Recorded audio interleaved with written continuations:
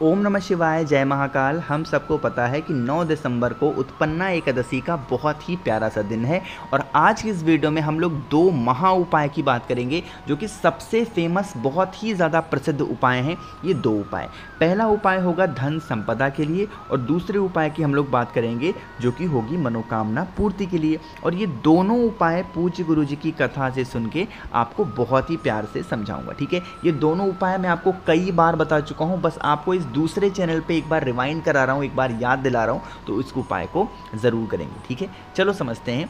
देखो, सबसे पहले समझ लेते हैं कि अगर आप ये बेलपत्र वाले उपाय को करते हो तो फ़ायदा क्या होगा। इसका एक फ़ायदा है धन संपदा को लेके। क्या है, आपको यहाँ पे दिख रहा होगा बेलपत्र, हमें लेनी है 7 बेलपत्र, बहुत प्यारी सी, बहुत सुंदर सी, ठीक है, ले लिया। साथ ही साथ आपको लेना होगा गंगा जल भी। एकादशी पे गंगा जल का बहुत बड़ा महत्व माना जाता है ना। इन दोनों चीज़ों को लेना, एक तांबे का लोटा लेना, आपको इस तांबे के लोटे में गंगा जल भर देना, पूरा का पूरा जल गंगा जल से भर देना। गंगा जल आपके पास में ज़्यादा मात्रा में नहीं है तो सबसे पहले इसमें जल भरेंगे, उसके बाद 2-4-10 बूंद गंगा जल के डाल देंगे। इतना करने के बाद में आपके पास में जो 7 बेलपत्र है वो इसी कलश के अंदर डाल देना। डालने के बाद में इस कलश को उठाएंगे और लेके पहुंच जाएंगे महादेव के मंदिर में। जैसे ही मंदिर में हम पहुंचते हैं, सबसे पहले दर्शन किसके होते हैं? नंदी बाबा के। अरे होते हैं ना। तो नंदी बाबा का एक जो पैर होता है वो उठा हुआ होता है। आपके हाथ में जो कलश है जिसमें 7 बेलपत्र है, गंगा जल है, आपको बेलपत्र को आपको नंदी बाबा के पैर के उठे पैर पे समर्पित नहीं करना है, सिर्फ और सिर्फ इस पैर के ऊपर आपको गंगा जल ही समर्पित करना है, श्री शिवाय नमस्तुभ्यम का ध्यान करके, ठीक है। गंगा जल समर्पित कर दिया। अभी आपके पास में थोड़ा सा बेलपत्र बचा होगा उसी कलश में, उस एक बेलपत्र को फिर लेके पहुंचेंगे महादेव के शिवलिंग के पास में।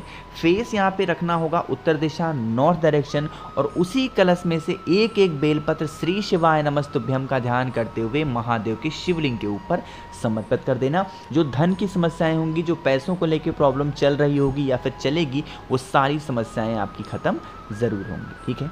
समझ में आई बात मेरी? तो यहाँ पे हम लोगों ने पहले उपाय की बात कर ली है। आगे बढ़ते हैं इस वीडियो में हम लोग अपने दूसरे उपाय की तरफ जो कि मनोकामना पूर्ति का है। आपको बता दूं, ये जो दोनों उपाय हैं ये आप कभी भी नहीं कर सकते, सिर्फ और सिर्फ एकादशी पे ही कर सकते हैं और किसी भी दिन नहीं करना, ठीक है। फिर आपको यहाँ पे दिख रहा होगा तांबे का लोटा, और इस तांबे के लोटे में जल भरना। जल होना चाहिए आपका अपने घर से। आपको क्या करना है, एकादशी के दिन सुबह, दोपहर, शाम, रात कभी भी महादेव के मंदिर में जाना। जो कुछ भी चढ़ाना हो, जो कुछ भी पूजन करना हो, जो कुछ भी आप लेकर के आए हैं, वो सारा का सारा महादेव के शिवलिंग के ऊपर समर्पित करेंगे।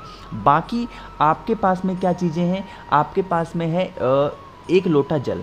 उस एक लोटे जल को सबसे लास्ट में महादेव के शिवलिंग के ऊपर समर्पित करेंगे, और जब समर्पित करेंगे, जब जल नीचे गिरने लगे तो आपको फिर महादेव के शिवलिंग के पास आकर के खड़े होना है, और वहाँ पर खड़े होकर के आपको 3 बार बोलना होगा स्वधा। क्या बोलोगे?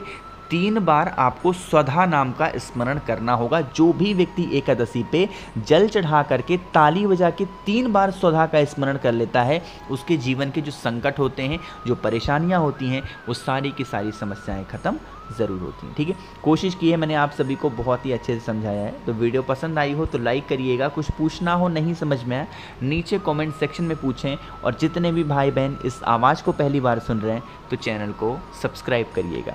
ओम नमः शिवाय, जय महाकाल।